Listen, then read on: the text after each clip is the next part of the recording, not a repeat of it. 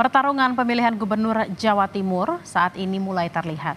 Pasangan petahana gubernur dan wakil gubernur Khofifah Indar Parawansa Emil Dardak masih dominan atas dua pasangan lainnya, Tri Risma Harini, Zahrur Azhar dan Lulu Nur Hamidah, Lukmanul Hakim. Para alim ulama dan Dewan Mursidin. Survei Indikator Politik Indonesia pada 9 hingga 14 September lalu memberi gambaran modal awal bagi kandidat pemilihan gubernur Jawa Timur. Khofifah, Risma, dan Lulu Hamidah adalah tiga serikandi yang bertarung memenangkan kursi orang nomor 1 di Jawa Timur. Tapi, sementara ini, elektabilitas yang unggul masih sang petahana, Khofifah Indar Parawansa dan pasangannya Emil Dardak.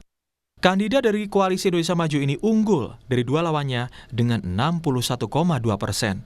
Risma Zahrur Azhar alias Gus Hans mengejar dengan 26%. Dan Lukmanul Hakim dengan 2,2%. Keuntungan sebagai petahana dan disukai selama 5 tahun masa kepemimpinan di Jawa Timur membuat masyarakat untuk sementara tetap memilih Khofifah dan Emil. Tetapi Risma dan Gus Hans yang didukung PDI Perjuangan tetap punya kans menyusul Khofifah Emil. Nah, untuk Mbak Risma, meskipun relatif belakangan muncul dalam pertarungan, tetapi investasi sosial dan elektoral Mbak Risma sudah lama. Sebagai wali kota Surabaya, 2 periode kalau tidak salah. Kemudian sebagai menteri sosial, meskipun relatif terlambat masuk dalam gelanggang dibanding Khofifah yang sudah 5 tahun bahkan sebelumnya. Jangan lupa loh, Mbak Khofifah ini udah berkali-kali kan maju, namanya petarung ya, kalah berkali-kali ya di Jawa Timur, tidak menghilangkan semangat Mbak Khofifah untuk bertarung, dan akhirnya tiba juga peruntungannya ya, 5 tahun lalu di Jawa Timur menang. Di Jawa Timur saya kira akan klimaks ini ya secara elektoral ya, karena lawan Mbak Khofifah bukan main-main ya.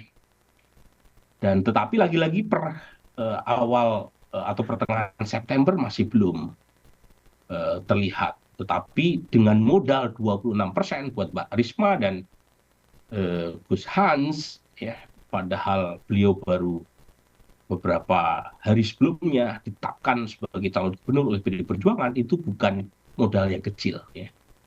Jadi masih ada kesempatan, terutama buat Mbak Risma ya. Kalau melihat angka ini, saya sih juga punya ekspektasi Mbak Lulu juga punya kesempatan untuk mengejar, tetapi secara elektoral memang Mbak Risma lebih memungkinkan untuk men-challenge dominasi Khofifah. Di Tulungagung, minggu kemarin Risma memberikan arahan bagi kader PDI Perjuangan yang menjadi juru kampanye. Risma meminta soal pendidikan jadi fokus untuk menjelaskan kepada masyarakat, khususnya kesejahteraan guru dan juga menghilangkan biaya tambahan yang diminta pihak sekolah. Makanya dulu saat saya jadi wali kota Surabaya itu saya hitung. Jadi kebutuhan itu bukan hanya untuk operasional sekolah, nggak cukup Mas, karena harus gaji guru honorer yang bukan PNS dia, karena masih kurang jumlahnya guru. Jadi dia ada guru honorer negeri, swasta, even madrasah, even pondok pesantren, dia banyak ngambil. Jadi karena itu dulu saya tak hitung itu yang kita dibayar oleh pemerintah kota saat itu. Nah ini nanti juga begitu, guru-guru honorer itu juga dibayar, sehingga BOS sama Bobda itu hanya untuk operasional sekolah. Jadi tunjangan guru-guru itu bisa dibayar dari pemerintah gitu, sehingga nggak perlu ada tarikan lagi kepada anak-anak. Risma juga di akhir pekan kemarin mengunjungi pondok pesantren Mambaul Hikam Mantenan di Blitar. Risma berjanji lebih memperhatikan kepada pondok pesantren salaf. Salah satunya yaitu memberikan gaji kepada guru diniyah dan menggratiskan biaya operasional pesantren. Setelah ke pesantren, Risma mengikuti kegiatan pengajian Thorikoh An-Naqsabandiyah. Lulu Nur Hamidah, calon gubernur yang diusung oleh Partai Kebangkitan Bangsa, menanggapi santai hasil survei yang menempatkan dirinya di nomor akhir. Bersama partai pengusung, Lulu yakin bisa bersaing di pemilihan gubernur Jawa Timur. Minggu kemarin Lulu menyampaikan hal tersebut usai hadir dalam dialog kebangsaan dan konsolidasi pemenangan di Kabupaten Sidoarjo. Dan kita punya basis struktur yang sangat kuat di seluruh Jawa Timur. Jangan lupa bahwa PKB itu pemenang Pileg, dan kita juga punya kekuatan 388 anggota fraksi di semua kabupaten kota ya. Hal biasa kalau PKB itu selalu dianggap underdog dari dulu. Dari berbagai survei itu selalu modusnya seperti itu. Tetapi kita terus melakukan sapaan ke bawah, kekuatan struktur dan bahkan kekuatan kultural Nahdlatul Ulama juga bisa bisa dikonsolidasi. Sementara Khofifah Indar Parawansa, petahana yang diusung Koalisi Indonesia Maju, pemenang Pilpres, Minggu sore kemarin ikut panen bunga sedap malam bersama masyarakat di Pasuruan. Soal keunggulan di survei, Khofifah yakin kerja keras relawan dan partai membuatnya bisa unggul dari dua pasang lawannya di Pilgub Jawa Timur. Anda melihat kami ini kerja keras. Saya sering kali berangkat tengah malam bahkan dini hari. Ya kemarin kita jam 1 lebih dini hari kita berangkat ke Tuban sampai Tuban 3:30 gitu.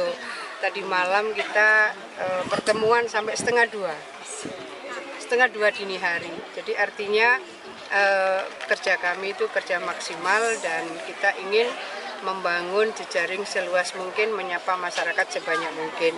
Saya selalu menyampaikan kepada seluruh tim pemenangan, waspada, kerja keras lahir batin.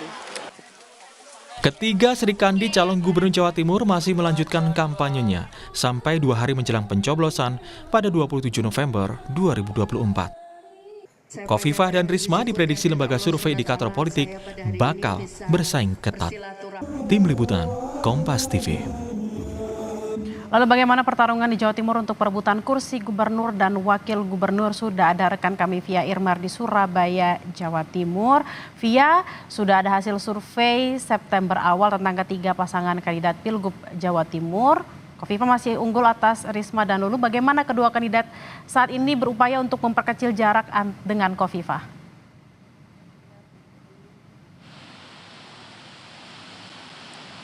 Selamat siang Bella dan juga saudara. Apa yang dilakukan oleh dua paslon yaitu Lulu Nur Hamidah dan juga Lukmanul Hakim serta paslon Tri Risma hari ini dan juga Gus Hans untuk bisa paling tidak mendekati elektabilitasnya dengan Khofifah Indar Parawansa dan juga Emil Elistianto Dardak. Tentu saja kalau kita lihat beberapa hari terakhir para cagup dan juga cawagup ini mulai terjun ke masyarakat, menyerap aspirasi masyarakat, belanja permasalahan langsung dari masyarakat.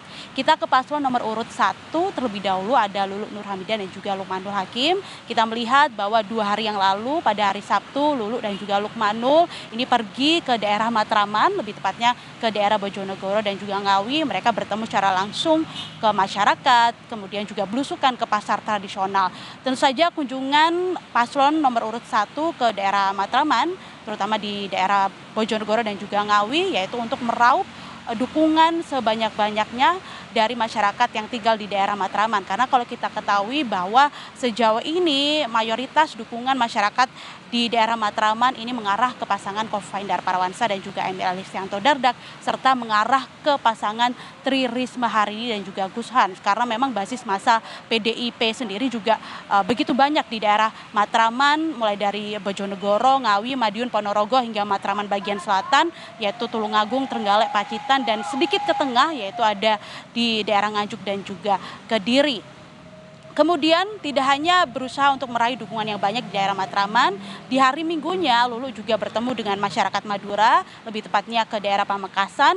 Kegiatannya juga sama yaitu belusukan ke masyarakat, bertemu dengan petani garam, serta juga belusukan ke pasar tradisional, bahkan juga menjanjikan agar memperkenalkan produk unggulan atau produk-produk lokal unggulan yang dimiliki oleh masyarakat Madura. Tujuannya juga sama sebenarnya yaitu untuk meraih dukungan yang banyak dari masyarakat Madura.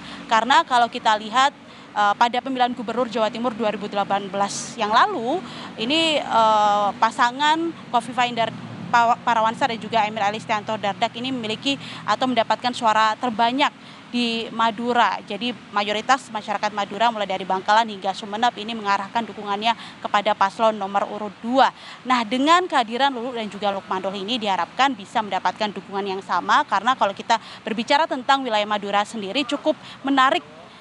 Ada 2 massa yang ada di dalam wilayah Madura yaitu basis massa pendukung Partai Kebangkitan Bangsa dan juga basis massa dari Nahdlatul Ulama.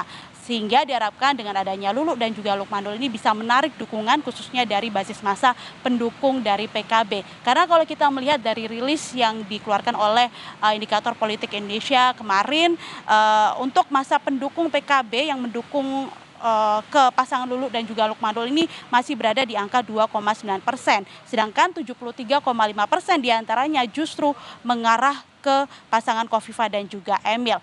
Kondisi semacam ini juga sebenarnya terjadi di internal PDIP sendiri. Karena kalau kita melihat data yang dirilis kemarin, 51,9% masa pendukung PDIP ini justru mengarahkan dukungannya ke pasangan Khofifah dan juga Emil. Sedangkan dukungan terhadap Risma dan juga Gus Hans ini masih di angka 38,1%.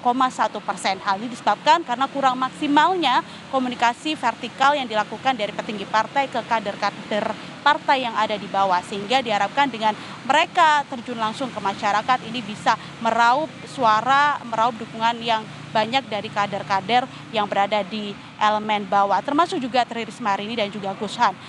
Sebenarnya yang paling dinanti-nanti adalah belusukan yang dilakukan oleh Tri Risma hari ini dan juga Gus Hans khususnya ke pasar-pasar tradisional, karena selama ini belum ada belusukan yang dilakukan oleh paslon, baru bertemu dengan kader lingkungan, kemudian juga konsolidasi di dalam internal partai. Kita tunggu bersama-sama seperti apa kegiatan kampanye yang dilakukan oleh 3 cagup dan juga cawagup Jawa Timur 2024. Bella.